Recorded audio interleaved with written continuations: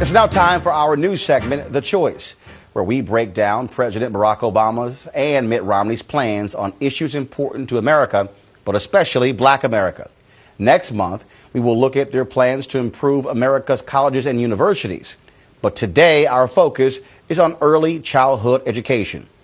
In a report released this week by the Organization for Economic Cooperation and Development, the United States ranked 28th out of 38 countries for the percentage of 4-year-olds enrolled in pre-primary education programs like Head Start. Folks, we're behind France, Spain, and Mexico. That is disgraceful for the richest nation on earth. Now, Head Start, which began in 1965 as part of President Johnson's War on Poverty, is the main federal government program for early childhood education. There are over 900,000 children enrolled in Head Start nationwide. 35% are African American. So once again, these so-called dependency programs serve more whites than blacks. The cost, $7.2 billion. So we want to put that in perspective.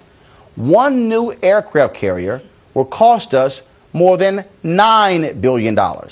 That's right, $9 billion. Here's what Jeffrey Canada, president and CEO of the Harlem Children's Zone, told me last year about the importance of getting to our kids early. We need our parents to start literally from birth, making sure they have proper diet, great health care, making sure we begin to talk to kids, we begin to start that serve and response that happens in those young brains as those neural pathways get developed in young children's lives. This is serious stuff. The idea behind Head Start and all early childhood education is this, according to an article written by early education expert Dr. Diana Ronner. Quote, children who are exposed to more language and more caring interaction with adults have an advantage over their peers that grow up in stressful environments. And while most middle and upper income children have nurturing early experiences, children in poverty often live in chaotic environments. This inequality in opportunity leads to the achievement gap that is evident as early as 9 months of age and continues to inhibit students' progress throughout elementary school and beyond. So that's the why of Head Start. So what are the choices President Obama and Mitt Romney are making for the future of Head Start? Well, we went to mittromney.com and found this very impressive looking white paper called A Chance for Every Child, Mitt Romney's plan for restoring the promise of American education.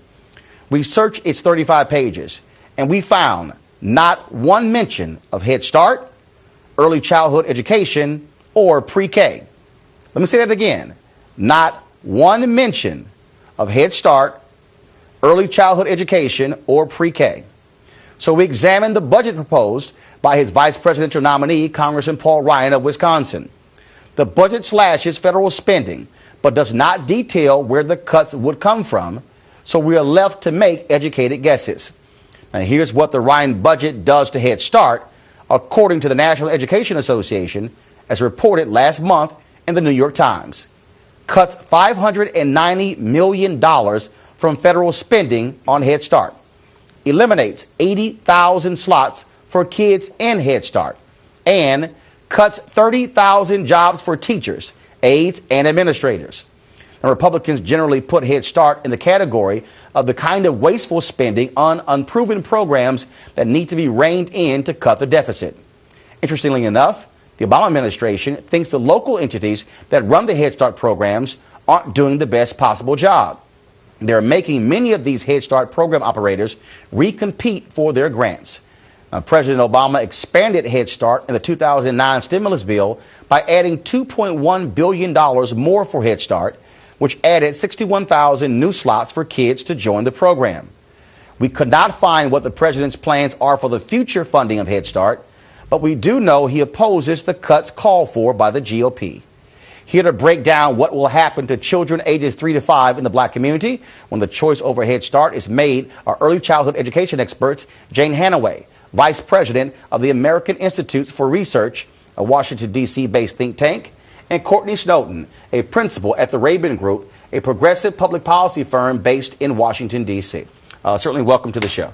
Thank you. When you look at these start choices, how do you assess the two candidates? Do you have faith that a Romney presidency will indeed support Head Start as opposed to President Obama being reelected in terms of who will be the best benefactor, if you will, for this important program? I think it's important, Roland, to expand the conversation beyond Head Start. Head Start only serves a very small minority of kids in the United States. Yet the majority of kids are in some sort of preschool program, most of them state and local programs. I think one thing that the Obama administration is doing beyond Head Start that is critically important is it's having a race to the top competition for early learning, because I think the evidence is so clear that how well kids perform when they're very young is an extremely strong predictor of how well they'll perform later. Let me give you one more statistic. We can explain half of the black-white test score gap in 12th grade by performance in kindergarten.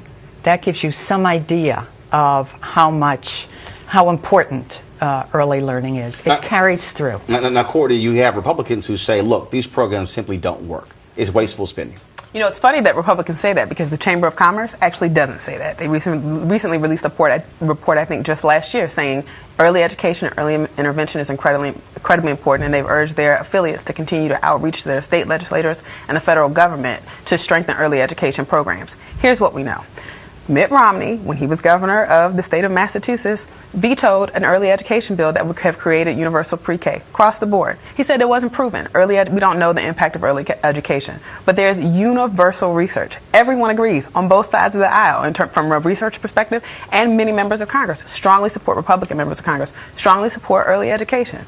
A Ryan-Romney presidency would eviscerate early education programs. And President Obama has a strong track record in his years as president of doing exactly the opposite, of increasing funding and supporting early education programs. You don't hear much about this issue on a campaign trail. You don't. And I would be shocked to hear it actually come up in the debate.